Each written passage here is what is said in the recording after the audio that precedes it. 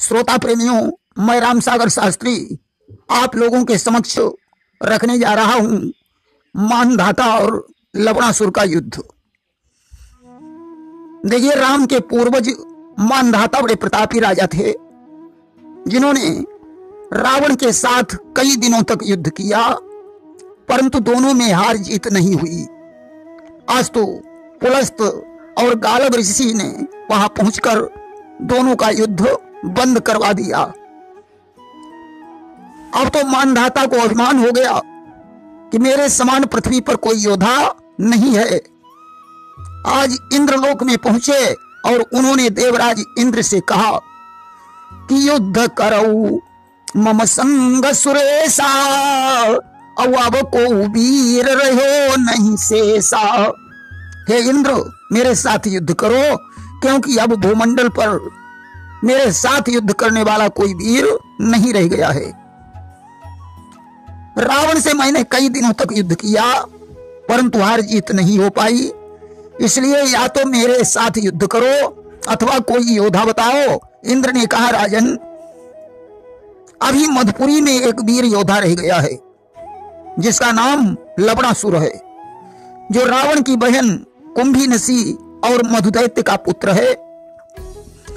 कि इंद्र कहा मधुपुरी सिधाई, और ली जाओ लवणासुर ही बुलाई। मधुपुरी में जाकर तुम लवणासुर को बुला लेना और अपने अरमान ठंडे कर लेना। कि तासों लड़ऊ भूप बलवाना, और मन के मेटिले हुआ अरमाना। देखिए, लवणासुर के पास भगवान शंकर का दिया हुआ एक त्रिशूल था, जिसे भगवान शंकर ने वरदान दे रखा था कि यह त्रिशूल जाके कर होई, और त्रिभुवन जीत सकई नहीं कोई। यह त्रिशूल जिसके हाथों में रहेगा, उसे तीनों लोकों में कोई नहीं जीत पाएगा। आज मानधाता के हृदय में अभिमान था। उन्होंने मधुपुरी में जाकर लवणासुर को युद्ध के लिए ललकारा।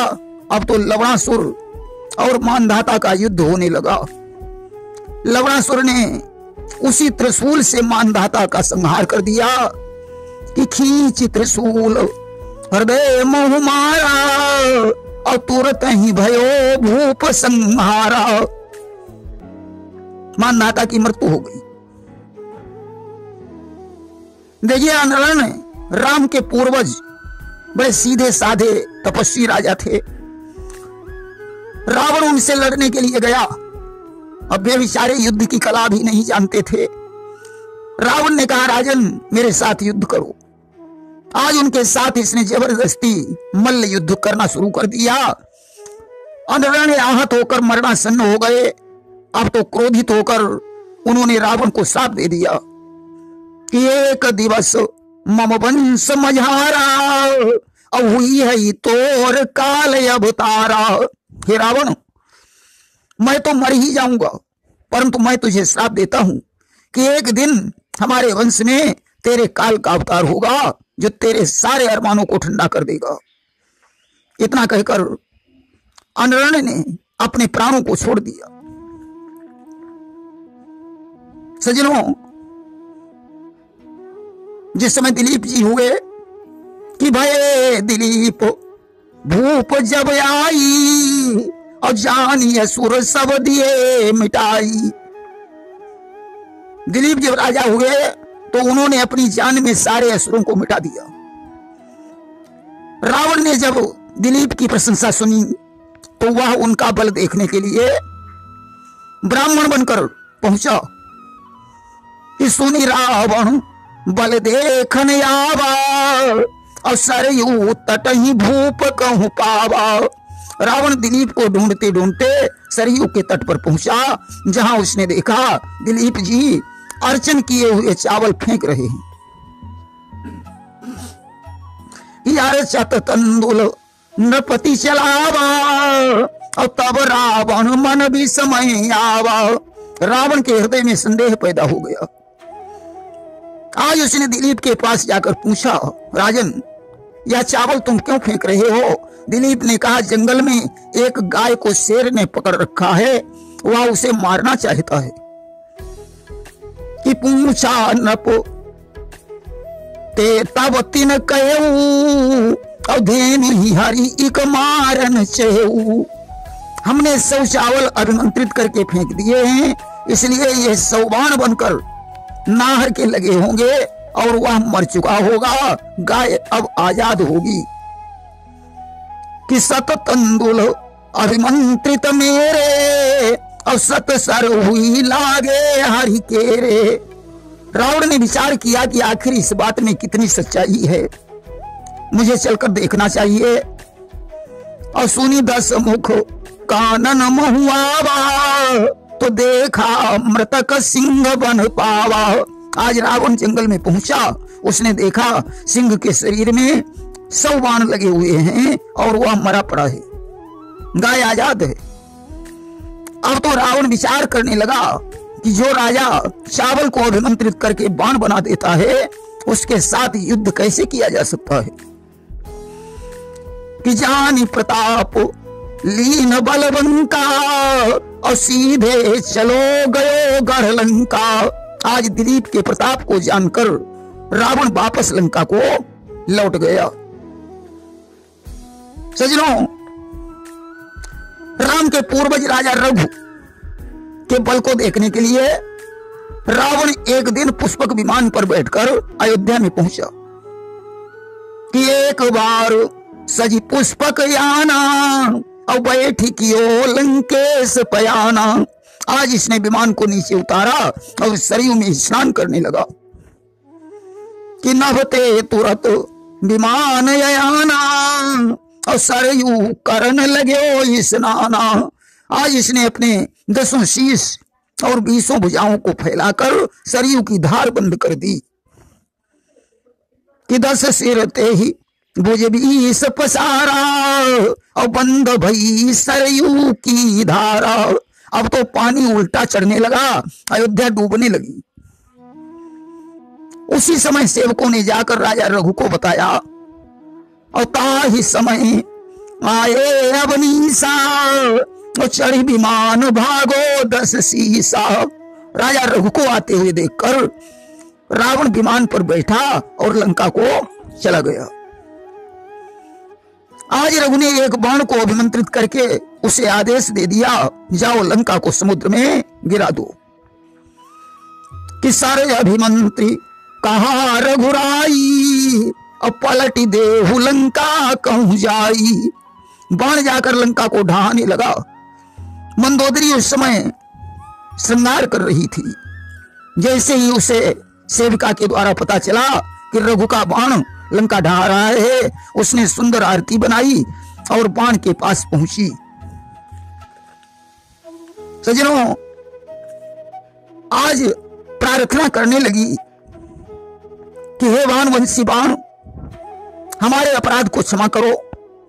कि सच्चे भानु वंश के बाना और क्षमा करहु अपराध महाना।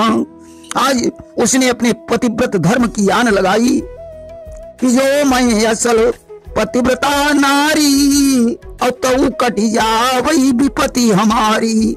अगर मैं सच में पतिव्रता स्त्री हूं तो हमारी सारी विपत्ति नष्ट हो जाए। आज बाण वापस लौट गया और रघु के तर्कस में प्रविष्ट हो गया। सजनों, राजा आज भी बड़े प्रतापी राजा थे। रावण ने दूत को बुलाकर आदेश दिया, जाओ आज से कर मांग लाओ। कि रावण दीनो दूत पठाई और अजते मांगो तुम कर जाई। आज दूत राजा आज के पास पहुंचा। उसने कहा, महाराज लंकाधीश्वर ने कर मंगाया है। कि गए दूत मांगन जब दंडा और हरि सर जड़े कपाट प्रचंडा। आज ने अभिमंत्रित बाणों से कपाट बंद कर लिए और उन्होंने दूत से कहा, जाकर अपने महाराज से कह देना कि आज ने संदेश भेजा कि जो रावण पटले उघारी और तऊ हम कर दे वही बिनुरारी। अगर रावण इन कपाटों को खोल लेगा तो हम बिना युद्ध के उसे कर समर्पित कर देंगे। रावण ने वहां पहुंचकर अपनी पूरी ताकत लगाई, परंतु कपाट नहीं खोल पाया। अब तो अज ने एक तिनके को अभिमंत्रित करके छोड़ दिया। रावण के सैनिकों ने कहा, महाराज जमीन पर लेट जाओ, अन्यथा हम सबके प्राण चले जाएंगे। रावण सैनिकों सहित जमीन पर लेट गया। सैनिकों ने कहा, महाराज इस बाण से प्रार्थना करो कि लौट जाओ ब्रह्मा के प्रेरे, अब हम अधीन राजा अज के रे। हे ब्रह्मा के प्रेरित बाण, लौट जाओ, हम सब राजा अज के अधीन हैं। अब तो रावण बाण से प्रार्थना करने लगा कि लौट जाओ ब्रह्मा के प्रेरे, अब हम अधीन राजा अज के रे। आज प्रार्थना सुनकर बाण वापस लौट गया। आज तो जब दशरथ का जन्म हुआ तो रावण चौकन्ना हो गया। इसलिए इसने उनके विवाह में बाधा डाली, क्योंकि अनरण के श्राप के बाद इसने ब्रह्मा जी से पता कर लिया था कि दशरथ के पुत्र राम के हाथों से मेरी मृत्यु होगी। देखिए, रावण ने अपनी मृत्यु को बचाने के लिए अनेकों उपाय किए, परंतु बच नहीं पाया। नंबर 1 तो इसने भगवान शंकर की तपस्या करके अपने शीशों को अक्षय बनाया। नंबर 2 ब्रह्मा जी से नाभि कुंड में अमृत स्थापित करवाया। नंबर 3 दशरथ के विवाह में बाधा पहुंचाई। नंबर 4 दशरथ के विवाह के बाद इसने ब्रह्मा जी से वरदान मांगा कि दशरथ के वीर से किसी पुत्र का जन्म न हो। नंबर 5 राम जन्म के बाद इसने पक्षी बनकर राम का अपहरण किया। नंबर 6 भगवान शंकर से इसने काल सर मांग लिया, परंतु सारे प्रयत्न बेकार हो गए। आखिरकार रावण राम के हाथों से मारा गया। एक कवि ने लिखा है कि उपचार करे प्रतिकार करे, अब हथियार तितय कछु कामन यही, मन मूरख लाख उपाय करे, पर काल के जाल से छूट न पई है। मौत से बचने के लिए कोई उपचार नहीं है, मौत से बचने के लिए कोई हथियार नहीं है। कितने भी प्रयास किए जाएं, परंतु सारे प्रयास बेकार हैं। मृत्यु एक अटल सत्य है, इसका जो समय निश्चित है या उसी समय पर होगी। देखिए, रावण ने 64 चतुर्युग राज्य किया और राम ने 11,000 वर्ष ही राज्य किया। लंका का युद्ध 84 दिन तक चला, जिसमें 18 पद्म राम की सेना में बंदरों की संख्या बताई गई है। निशाचरों की संख्या अनगिनत थी। सीता जी 6 महीने अशोक वाटिका में रही। अशोक वाटिका में वृक्षों की संख्या 1 लाख बताई गई है, जो वृक्ष मणियों से जटित थे, जहां 10,000 निशाचरियों का पहरा था। रावण के मरने से पहले राम ने ज्ञान सीखने के लिए लक्ष्मण को उसके पास भेजा। उस समय रावण ने लक्ष्मण से कहा था कि 2 बातें कहनी मुझे, सुनो शेष अवतार, भला काम पहले करे, बुरा काम दे टार। मैं सोचता था कि स्वर्ग तक सीढ़ी लगाऊंगा, लेकिन मैंने भले काम को छोड़कर बुरा काम पहले कर डाला। इसलिए यह नसीहत देता हूं कि बुरा काम जितना टल सके उसे टालना चाहिए, और भला काम जितना जल्दी हो सके उसे कर डालना चाहिए। प्रेम से बोलिए वृंदावन बिहारी लाल की जय।